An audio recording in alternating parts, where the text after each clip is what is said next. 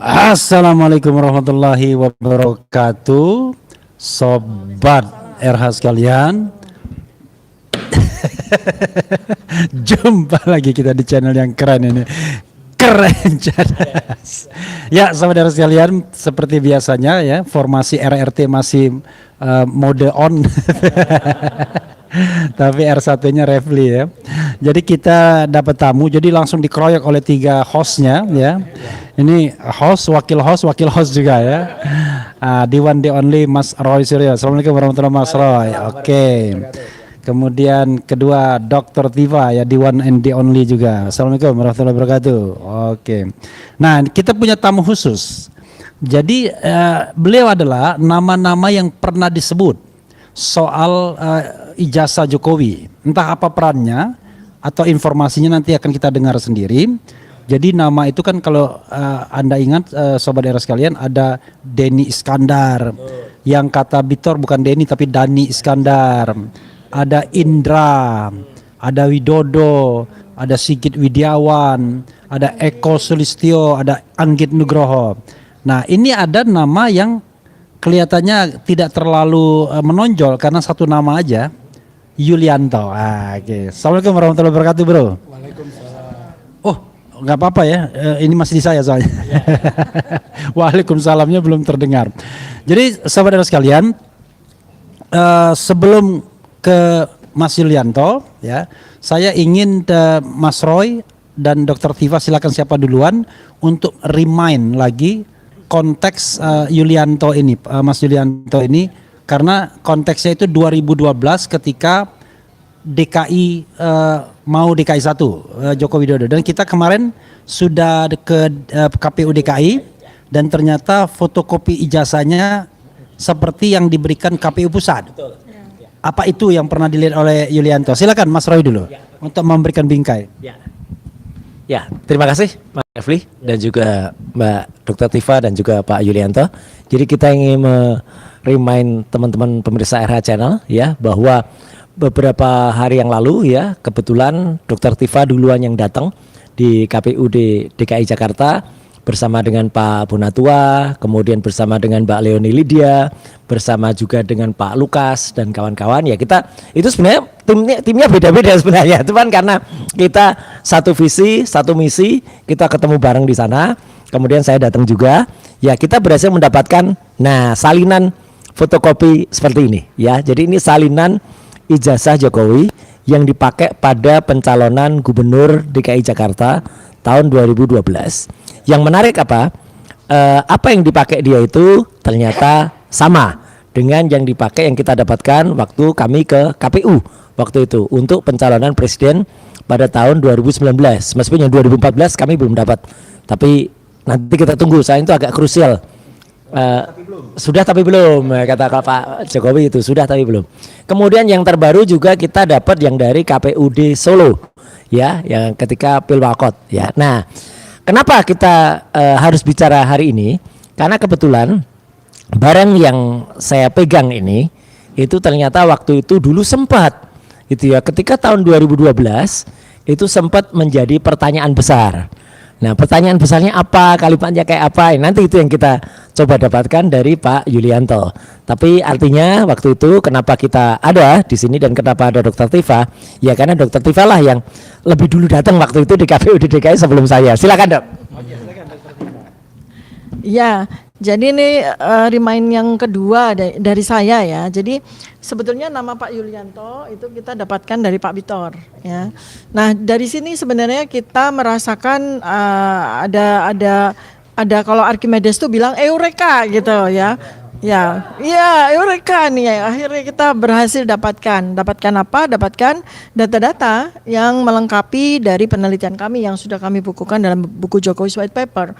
Artinya memang setelah kami juga dapat spesimen salinan ijazah ini fotokopi ya. Ya, ini ada confirm bahwa memang ijazah yang sudah kami teliti secara valid dengan metodologi riset yang ketat, argumentasinya yang ketat, itu memang palsu, dan kemudian ternyata ijazah yang sama itu yang dimasukkan oleh Joko Widodo ke ke KPU pusat, kemudian ke KPU di Jakarta ya. Artinya sebetulnya mengkonfirmasi juga dengan apa yang disampaikan oleh Pak Bitor. Nah, sekarang ini nama-nama itu kan ingin sekali kita temui ya. Nama-nama yang disebutkan Pak Bitor tuh satu demi satu ingin sekali kita bisa dapatkan, karena itu adalah data primer yang melengkapi dari apa yang menjadi argumentasi kami gitu kan. Ya nama-namanya tadi sudah disebutkan oleh Bang Refli.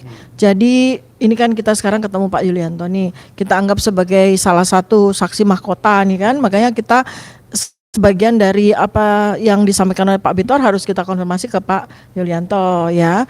Nah, jadi yang jelas adalah Pak Bitor itu sangat berani ya, dalam arti sangat berani mempertanggungjawabkan apa yang disampaikan, bahwa ijazah ini yang masuk ke KPU DKI ya, KPU DKI tahun 2010 kemudian 2012 oke, masuk ke KPU DKI 2012 itu buatan dari tetangganya KPUD Jakarta, yaitu Pasar Pramuka Pojok yang ya kan Pak Bitor ini kan, kita according to Pak Bitor gitu. Nah, jadi bukan produk dari UGM ya.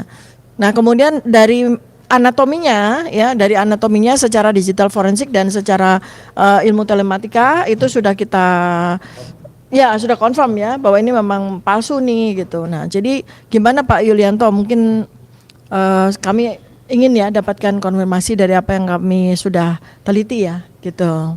Oke, silakan Pak Yulianto. Tapi untuk ini dulu, untuk informasi ke Sobat Era, bertemu Pak Yulianto ini betul-betul kebetulan. Jadi kita tadi menghadiri acara peluncuran buku seorang tokoh ya, sudah 75 tahun.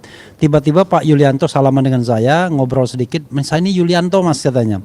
Saya nggak langsung ngeh kan, tetapi setelah beliau menjelaskan namanya dan kemudian merimain soal ijazah itu, baru kemudian saya bilang, wadah kalau gitu kita langsung podcast di markas seperti biasanya.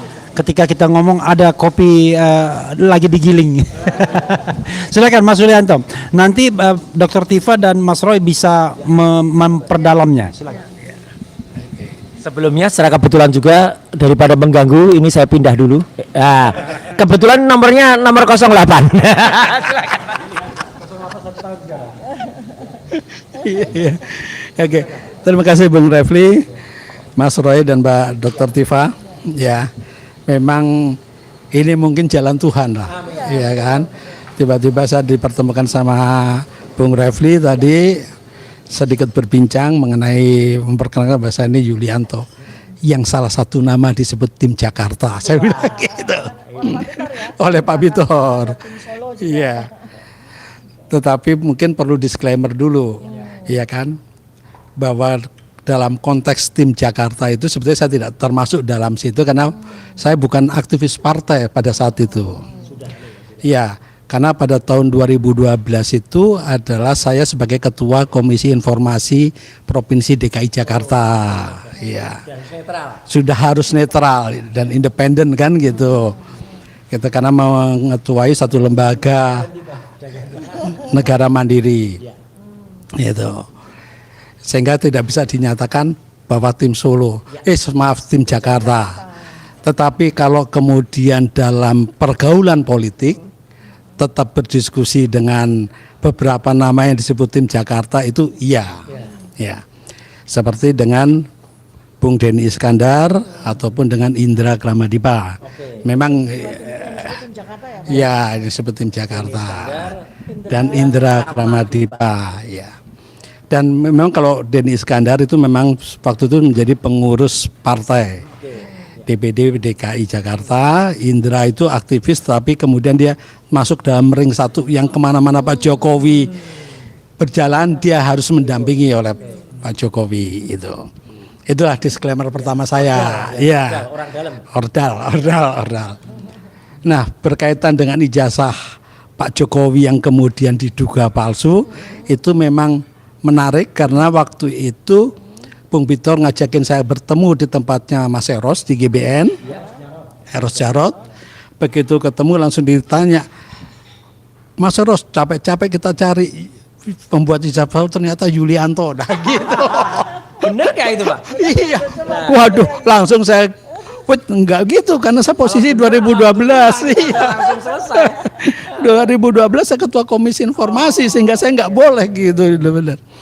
Nah memang tetapi dari perbincangan ini makalah kenapa di beberapa pemberitaan tersebutlah seperti ya apa yang sudah diberitakan itu seperti sekretariat yang di Menteng katanya kan gitu, seperti itu di Cikini 69 gitu. Dan memang kita selalu berdiskusi.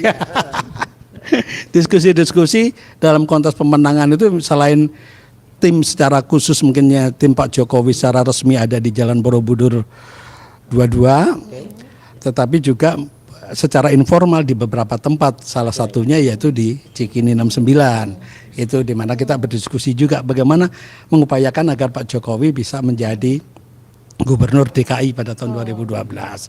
Itulah dalam konteks seperti itu. Gitu. Nah, kemudian berkaitan dengan soal ijazah ini memang sempat waktu itu menarik karena Bung Denny Iskandar waktu itu sempat melontarkan bahwa kecurigaan dia bahwa kok fotonya Pak Jokowi, foto ijazah itu kok berbeda dengan foto dengan Pak Jokowi, dengan sosok Pak Jokowi. Iya, itu beda dengan itu sempat. Denny, iya. Itu tidak menunjukkan kertasnya. Iya, foto-foto ini, iya. Gitu. Ya, ya. Memang diinformasikan oleh Denny bahwa waktu itu mereka terima berkas dari Solo, ijazahnya sudah dilegalisir dan kemudian dibawalah ijazah tersebut didaftarkan di KPUD. KPUD. Nah, perjalanan berikutnya KPUD. Enggak, waktu sebentar Pak. Ketika ada yang cerita kalau ada yang cerita fotonya beda gitu, sempat nggak Pak Yulianto atau siapa mempermasalahkan ini diteliti dulu fotonya gitu ya nggak? Nggak ada, nggak ada yang sebut karena waktu itu kan ya memang momentum yang sangat pas lah. Kenapa saya bilang momentum sangat pas? Karena waktu itu di hasil Rakerdasus DKI dalam konteks pemilihan gubernur, calon untuk menetapkan calon-calon yang waktu itu udah pada mundurkan diri. Hanya tinggal satu-satunya itu Pak Jokowi. Iya. Gitu. Itulah mau nggak mau sehingga tidak ada yang mempersoalkan soal perbedaan antara foto dengan sosok yang ada. Gitu. Tapi nggak sampai mempersoalkan ini. Kenapa fotonya udah beda, kemudian fotonya juga capnya di bawah foto gitu nggak ada? Waktu itu nggak ada. Yang penting udah ada legalisirnya gitu ya. Oh. Waktu itu RRT belum lahir. Kita masih main. Ya lanjut. Iya. Dan RRT belum. Nah, dan memang kita semua waktu itu nggak concern lah terhadap persoalannya. Yang penting ada legalisir, memenuhi persyaratan bisa didaftarkan. Kemudian langkah selanjutnya KPU DKI waktu itu Yuri Ardiantoro selaku ketua membentuk tim verifikasi faktual berangkat ke Jogja. Nah ini cerita Denny ya. Ini jadi berangkat ke Jogja ke UGM, verifikasi ke UGM. Jadi timnya itu ada Denny diketuai oleh Yuri Ardiantoro dan kemudian ada dari Gerindra si Sarif kalau nggak salah. Iya kan? Itu datang ke UGM. Kemudian tanya mengenai keabsahan daripada fotokopi ijazah yang ada, yang sudah dilegalisir itu. Nah kalau ceritanya Denny adalah, kan kalau di UGM itu untuk verifikasi ijazah itu kan cuma ngadepinnya staf sama staf BKAK, kemudian dengan komputer. Ditanya apakah benar bahwa ada nama Joko Widodo sebagai mahasiswa Universitas Fakultas Kehutanan UGM pada tahun sekian, benar. Nomor induknya sekian, betul. Kemudian lulus dengan IPK sekian 2,9 atau berapa kata Denny. Iya. Seperti itulah yang disampaikan. Nah, tetapi kan iya narasinya Denny. Tapi Denny kemudian tapi kan nggak ada pertanyaan. Kok fotonya beda yuk antara Joko Widodo dengan orangnya? Kan itu nggak ada pertanyaan seperti itu gitu. Sehingga apapun yang dijawab kebenaran dari UGM itulah yang kemudian mengesahkan bahwa fotokopi jasa yang dilegalisir adalah sah sehingga berhak untuk mengikuti Pilkada DKI 2012. Iya. Enggak, saya pikir itu dulu aja nanti biar di Nih, saya akan memperdalam ya. Pertama, apa yang dikatakan Denny Iskandar itu dalam konteks yang dulu bukan konteks sekarang. Yang 2012. Jadi omongan 2012 itu bahwa Enggak, kalau yang seperti yang tadi saya sampaikan itu ketika sudah ramai. oh iki jenenge post factum. Iya, makanya perlu. Iya. Oh. Oke. Ini bentar, karena saya khawatir nggak masuk itu. Jadi diulangin ya. Jadi pertanyaan saya dicatat-catat mungkin diingat. Apa yang disampaikan oleh Mas Yulianto tadi, cerita Denny Iskandar itu kapan? Apakah konteksnya 2012? Apakah konteksnya yang baru ini? Cerita bahwa Yuri Ardhantoro dan bikin tim verifikasi dan lain sebagainya itu cerita kapan? Dan yang kedua adalah ada nggak spill bisik-bisik bahwa ini ijazahnya nggak jelas, atau dari mana ijazah ini kemudian muncul pada waktu itu? Itu dua pertanyaan. Jawab dulu, nanti Mas Roy, Dr. Tifa silakan. Baiklah, saya jawab aja. Kalau bicara soal kecurigaan terhadap foto, itu sudah dibicarakan di 2012. Oh, sudah ya? Iya, itu kan salah satunya juga Dr. Jul ya yang pernah bicarakan juga. Iya, 2012. Memang Dr. Jul kan juga sekitar udah rame kan gitu. Nah, ketika kita bicara itu kan kemudian begitu nama saya disebut oleh Bitor di media, maka saya segera komunikasi sama Denny Iskandar. Baru jadi beritanya itu hari apa ya, waktu itu kalau nggak salah Jumat ya, saya ingatnya hari Jumat aja. Hari Jumat malam saya ditelepon, tiba-tiba ada orang bilang, kamu kok bersekongkol? Kaget saya. Loh, sekongkol sama apa nih? Baca berita. Sudah dikirimin link berita. Ada senior namanya Riano Oska. Riano Oska itu pengurus DPP PA GMNI. Dia telepon menyatakan saya itu bersekongkol soal apa nih, teman-teman GMNI gitulah, sering ngegas aja gitu. Bersekongkol soal apa? Baca di berita apa? Dikirimlah berita malam-malam tuh loh. Begitu saya baca beritanya, kaget saya. Loh, kok namaku disebut sama Bitor? Gitu. Nah, itulah kemudian saya langsung telepon ke Denny. Dan ceritanya gimana nih, Den? Saya bilang gitu. Gini Om ceritanya. Nah, akhirnya Denny cerita lah. Iya, dia selalu manggil saya Om. Kadang saya juga manggilnya Om dia gitu loh. Keakraban lah saya teman-teman gitu. Ini Om ceritanya gitu. Bahwa yang seperti tadi saya ceritakan, awal kecurigaan soal foto, kemudian soal pembentukan tim verifikasi. Nah, saya sebagai orang partai begitu dinyatakan verifikasi faktual sudah sah, ya itu kita daftarkan gitu. Nah, itu setelah rame, ya baru mulai rame, iya, gitu. Silakan. Ketika kemarin beberapa waktu yang lalu Bitor pertama kali nyebut, ya ada kemudian dia nyebut beberapa nama orang, termasuk Denny, termasuk juga Widodo. Ya Widodo juga sempat dihadirkan salah satu acara itu. Widodo tampak ketakutan. Tapi ada seseorang yang bukan dari partai PDI Perjuangan yang tampaknya mengerti betul soal ini. Kira-kira Bapak tahu atau pernah lihat orang itu enggak? Orangnya berkacamata, namanya Andi Aswan. Andi Aswan itu bukannya waktu Mapa Projo ya kalau nggak salah. Oh iya. Iya, Andi Aswan itu. Anda nggak terlibat nggak waktu itu? Saya pikir nggak terlibat ya. Enggak ya? Iya. Oke, udah. Karena kalau saya lihat waktu itu yang namanya disebut sama Bitor itu kan satu tim Jakarta cuma 3 nama. Ya. Denny, saya sama Indra. Kemudian tim Solo ada Widodo, Anggit, kemudian siapa lagi lah itu Sigit ya itu yang disebut gitu loh. Nah, Eko Sulistyo.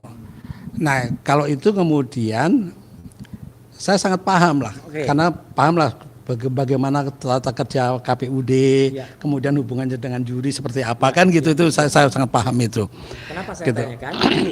Pak Yul, kenapa saya tanyakan? Karena waktu di TV itu memang si orang tadi ya yang berkacamata Andi Aswan tadi memang bukan dari PDIP. Dia mengaku waktu itu dia masih di Gerindra. Nah, tapi seberapa besar atau seberapa mengerti sih orang dari luar Gerindra bisa ngerti permasalahan yang ada di dalam PDIP gitu loh. Dia tampaknya mengerti betul ya gitu, dan menurut Bapak benar nggak dia itu ada di dalam situ? Gitu. Iya. Kalau saya sih ngeliatnya nggak ada deh gitu ya. Iya. Jadi gini, kalau Gerindra itu kan si Sarif. Sarif lah yang sebagai LO-nya untuk di gabungan. Karena kalau proses untuk pemilihan gubernur DKI waktu itu Pak Jokowi dibawa ke Jakarta, Pak Jokowi itu sudah punya tim konsultan pribadi. Konsultan pribadinya yaitu si Andrinov Caniago, itu konsultan pribadinya. Yang kemudian menyatakan bahwa dia terpilih lah untuk itu yang meyakinkan ke PDIP. Habis setelah Pak Jokowi masuk ke PDIP, kemudian barulah PDIP membentuk tim konsultannya, yaitu CEF Saifullah Fatah, CEF, Marpol, marketing politik, itulah Marpol gitu. Itulah tim-tim konsultan yang ada, iya, Polmark ya, polling marketing ya, gitu. Itu, nah memang sebetulnya kalau kita melihat melusuri ini kan ada sedikit anomali juga. Kenapa saya bilang anomali? Karena kan di Solo kan isunya adalah Pak Jokowi menggunakan Dr. Andes tuh. Gimana itu ceritanya? Dr. Andes Joko Widodo. Begitu masuk ke Jakarta, dia jadi insinyur. Itu saya pernah di salah satu podcast saya bilang, di situ yang perlu diteliti. Karena konsultan politiknya adalah Andrinov Caniago. Kan gitu. Dia yang korek soal gelar-gelar itu. Maka kemudian masuk ke Jakarta digunakanlah kemudian insinyur Joko Widodo itu. Itu. Yes. Ada 2 ya. Iya nih. Jadi Pak, waktu Pak Yulianto waktu tahun 2012 kan sebagai ketua KIP. Ya, itu sejauh mana kontribusi ketua Komisi Informasi Publik, komisioner komisioner nah sejauh mana Pak peran dan termasuk keterlibatan dari KIP DKI Jakarta dalam konteks ijazah yang diajukan ke KPU itu? Satu, perannya gimana sih gitu. Kemudian yang kedua itu apa yang bisa kita minta atau bukan kita tuntut sih ya, kita minta lah ke KIP Jakarta sesuai dengan apa yang sudah kami teliti bahwa ijazah ini palsu loh. Jadi KIP itu gimana tuh menindaklanjuti apa? Jadi gini, respon dan kemudian tindak lanjut ya dari KIP bukan KIP 22 ya pokoknya KIP lah sebagai institusi itu kepada fakta secara saintifik bahwa ijazah ini palsu loh gitu. Silakan Pak. Kalau bicara peran KIP dalam kontes Pilkada DKI 2012 tidak ada. Nggak ada sama sekali. Itu kan memang wilayahnya KPUD gitu. Kalau KIP ini kan lebih sebagai lembaga yang menangani pengaduan sengketa informasi publik. Ya, jadi kalau dari Dr. Tifa ini kemudian meminta informasi kepada KPUD DKI soal data-data tidak diberi, bisa ke KIP untuk mengadukan sebagai sengketa.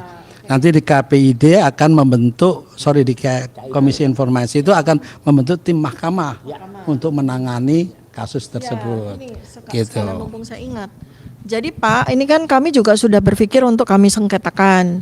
Karena KPU itu sama ini, jadi KPU pusat dengan KPUD Jakarta itu kan sama memberikan spesimen seperti ini, tapi ada beberapa 11 item itu yang ditutupi gitu kan seharusnya kan nggak perlu. Nah ini ada uji konsekuensinya ya apa kui ya jadi ini kan adalah kewajiban ya dari KPU maupun KPUD kan untuk memberikan spesimen ini dan sudah ditunaikan kewajiban sudah ditunaikan sih Pak. Tapi kenapa 11 item ini mesti mereka tutupi? Nah ini yang kemudian kami pikirkan untuk kami sengketakan. Gimana Pak Yulianto? Baik, memang harus disengketakan. Kenapa? Karena bagaimanapun juga ini adalah jabatan publik. Ya, gubernur adalah jabatan publik.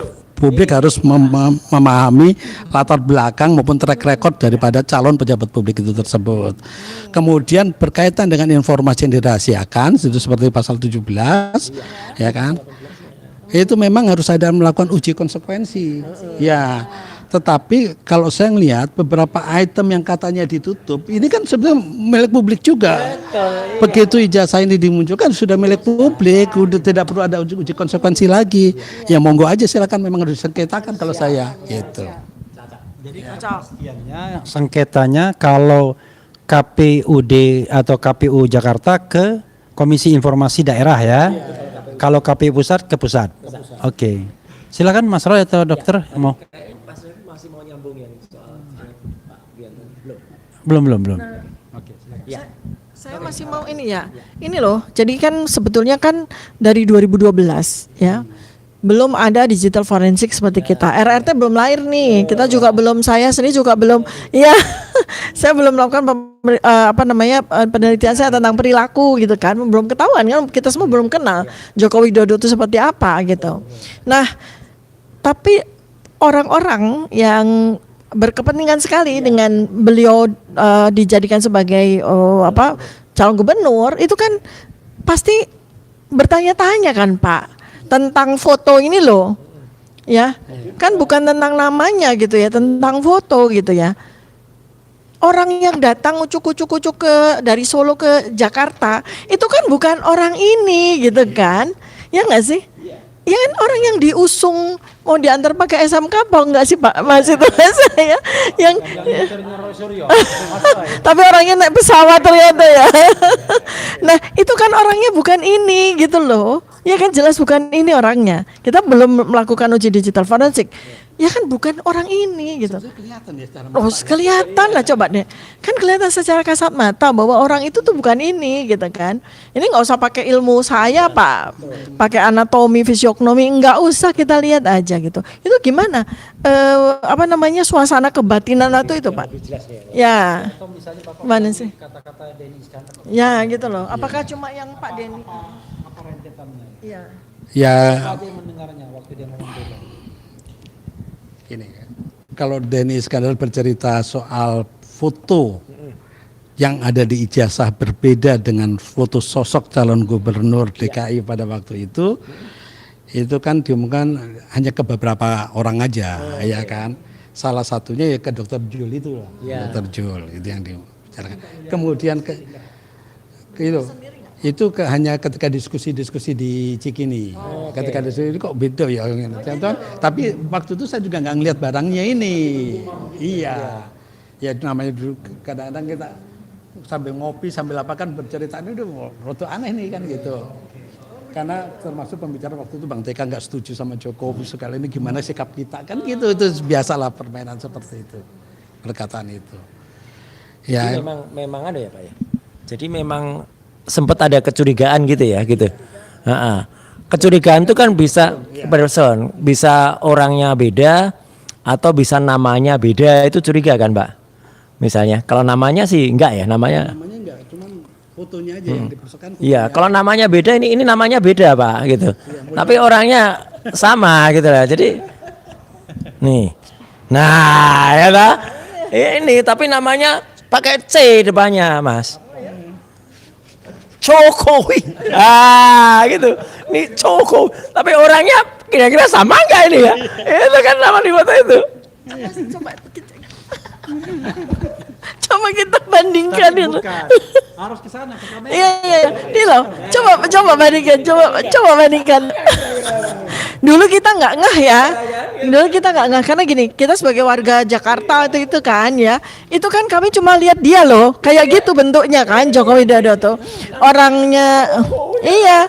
Pertama satu yang paling jelas tuh orang nggak pakai kacamata, dua tuh nggak pakai kumis, ya. Kemudian rambutnya tuh tipis, ya, tipis dengan dahi yang lebar dan tidak sama sekali beda. Dan ya kalau mau diteliti secara anatomi udah jelas. Tapi saya waktu itu aja juga taunya dia bibirnya ya bukan tebal seperti ini gitu. Nah, tidak ya. Nah, sekarang foto yang dipakai sama dia, foto ijazah yang dipakai sama dia daftar jadi gubernur, ini kan bukan dia gitu loh. Satu, kacamata, ya kan?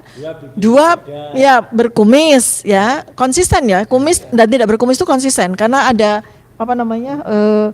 pertumbuhan rambut itu yang beda gitu ya. Kemudian bibirnya tebal, ini nih maaf ya giginya agak maju, ya kan? Ini enggak, yang itu enggak tuh.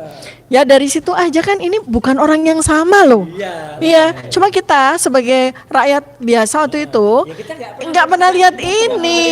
Iya, nggak pernah lihat ini. Makanya mata kita sebagai peneliti pada saat sudah rame Bambang Tri tahun 2017 ya kita terbelalak. Loh, ijazahnya ini toh. Berarti orangnya beda. Nah disitulah kemudian jadilah itu. Ada yang mau Ada cerita lain lagi nggak Pak? Nah, tapi ini jadinya ntar opini lagi kan. Iya. Iya, fakta yang itu. Nah, kalau yang 2012 kan sudah seperti itu. Yang kemudian rame lagi itu adalah kemudian bahwa foto ini kan dipergunakan bukan hanya di ijazah. Oke, ada waktu Iya kan? cerita itu ada ya? Oh, kalau waktu itu belum ada cerita. Ini nih cerita post factum ini. Oh iya, Pak, ya. Berkembangnya kan gitu. Ternyata kan foto ini ada di surat nikah, ada di ijazah SMA kalau nggak salah gitu. Itu yang cerita yang perkembangan yang ada. Nah makanya karena tadi nggak boleh soal beropini ya, kemudian saya nggak berani lah ungkapkan. Gitu. Oke baik, terima kasih. Mas Roy, ada informasi nggak bahwa foto ini digunakan untuk dokumen lainnya? Ya, itu memang juga sekarang berkembang ya. Kalau yang berkembang sekarang tapi harus kita teliti lagi, Mas Refli. Itu terakhir tuh ada anaknya orang namanya Dumatno Budi Utomo, ya Kedut Budi Utomo itu ya, Dumatno Budi Utomo itu ketika lihat foto ini, anaknya ini ya. Anaknya langsung bilang, itu foto bapak saya ketika lulus dulu gitu. Nah itu ya. Konteksnya ngomong ketika ini sudah ribut, ketika sekarang sudah rame.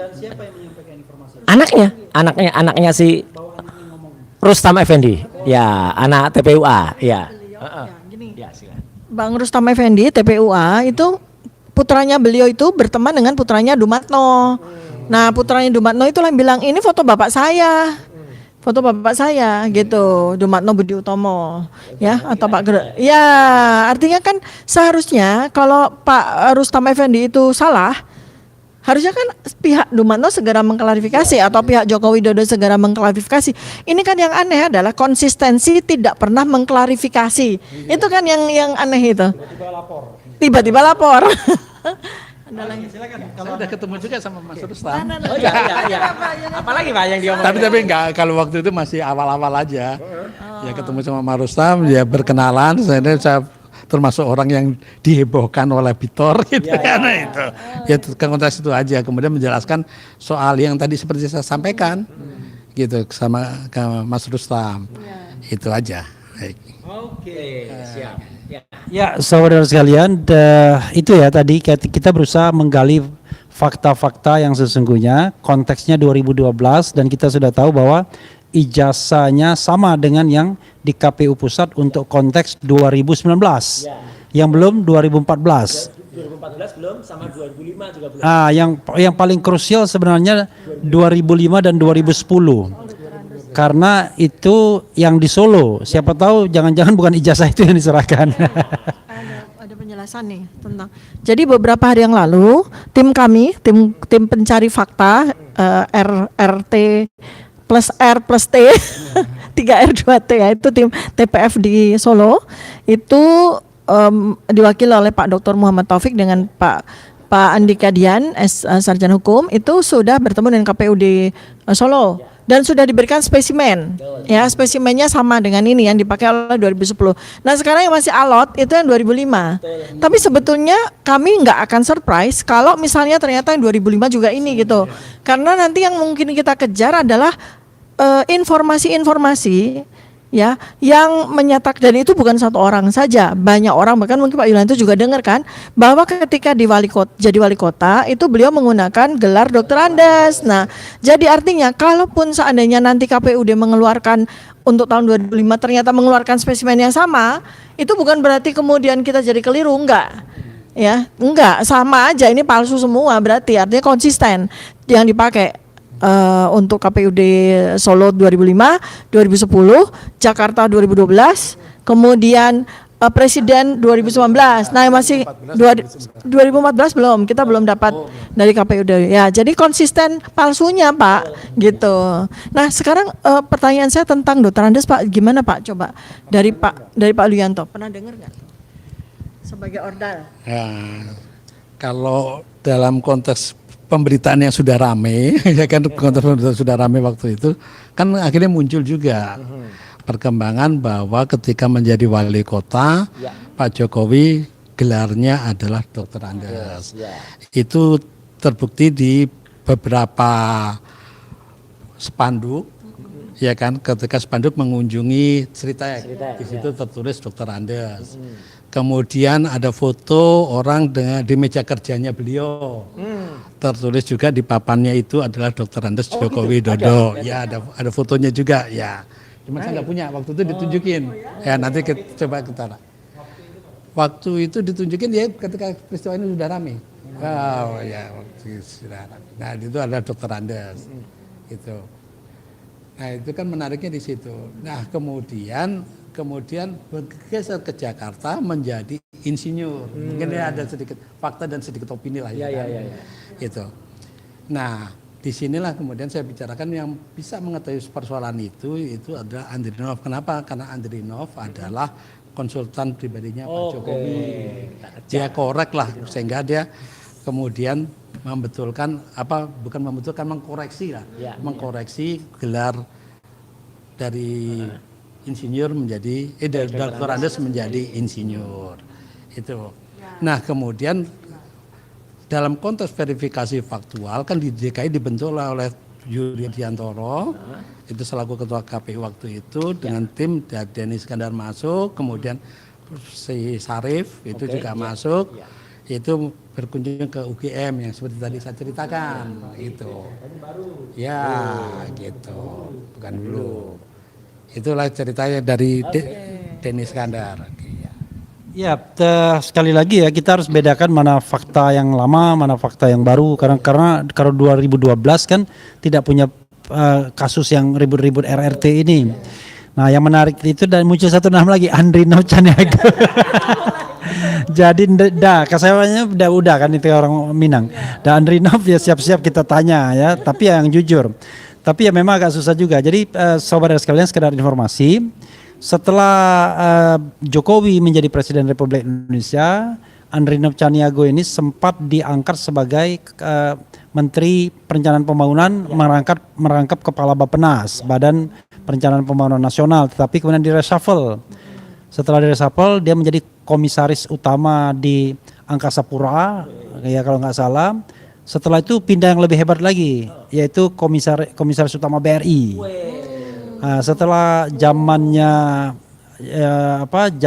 Jokowi periode yang kedua, ya Kartiko Wiryadmojo jadi ini, ya dia digantikan Kartiko.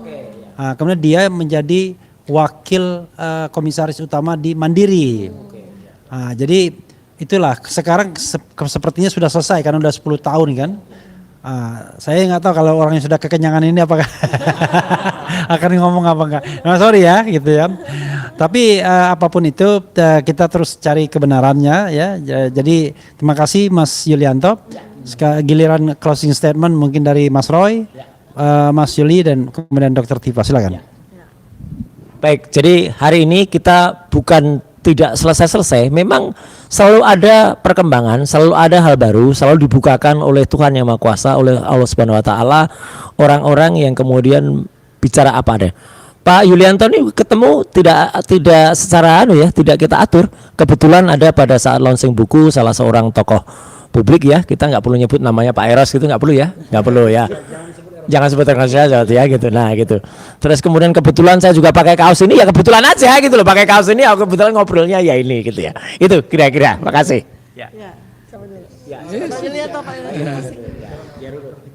Ya kalau saya kan sebagai orang yang terserempet gitu menginginkan agar kasus ijazah ini benar-benar bisa selesai tuntas dan kemudian ke depan kita memilih pemimpin itu berdasarkan track record yang baik.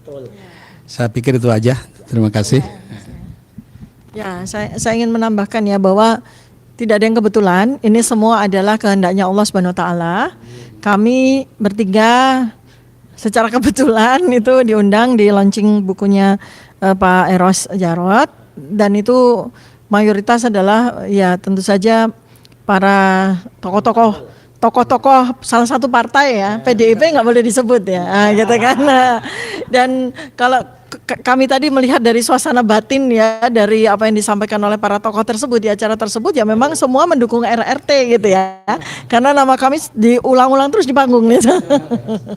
Ya, dan ya semua orang appreciate, dan termasuk Pak Yulianto juga, kenapa bisa langsung ketemu dengan Bang RH gitu ya. Jadi ini semua adalah tidak kita cari, semua itu datang sendiri, menemui kami, menghampiri kami sebagai peneliti, dan itu semua kita hikmati sebagai cara Allah untuk membantu para pejuang penegak kebenaran ini, termasuk juga Pak Yulianto ya. Jadi mungkin bisa terus membantu kami juga di dalam memberikan jawaban final kepada seluruh rakyat Indonesia terkait dengan polemik ijazah Joko Widodo ini ya.